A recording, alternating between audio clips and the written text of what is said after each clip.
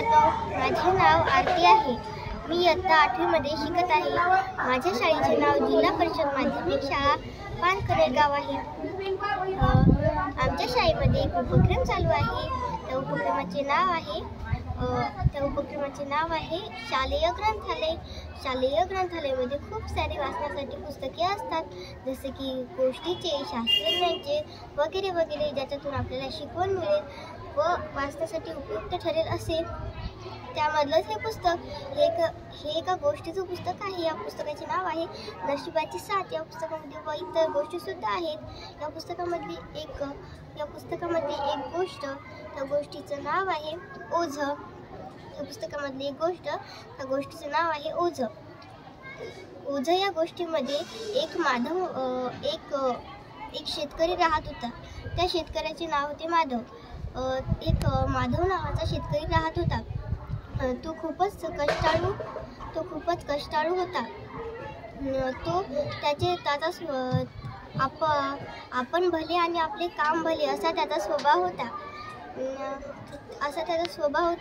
त्याचे विचारही खूप चांगले होते, पण तो एका गरीब व त्याची घरची आर्थिक परिस्थिती चांगली नव्हती।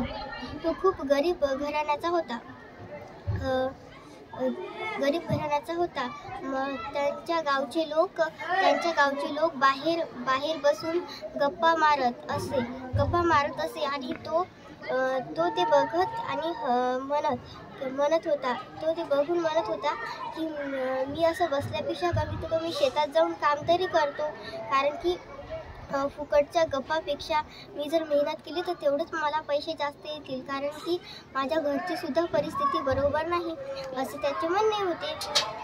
म्हणून तो इतरांसोबत गप्पा न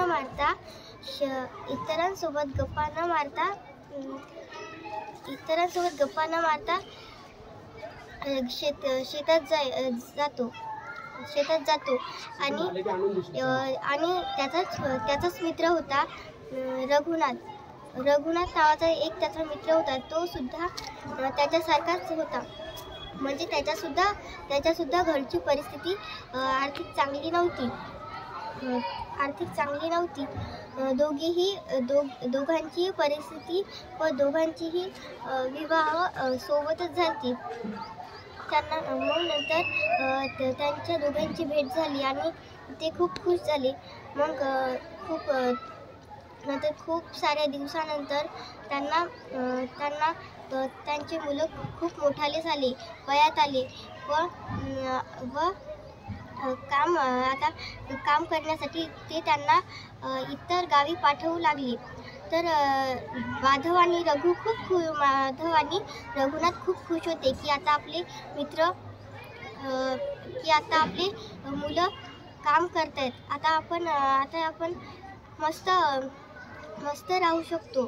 तेव्हा माधवच्या डोक्यात असं आलं की तेव्हा माधव रघुनाथला असं म्हणाला की रघुनाथ, आपण काशी यात्रेला जाऊ, कारण आपले काम सुद्धा आपली मुलं सांभाळत आहेत आणि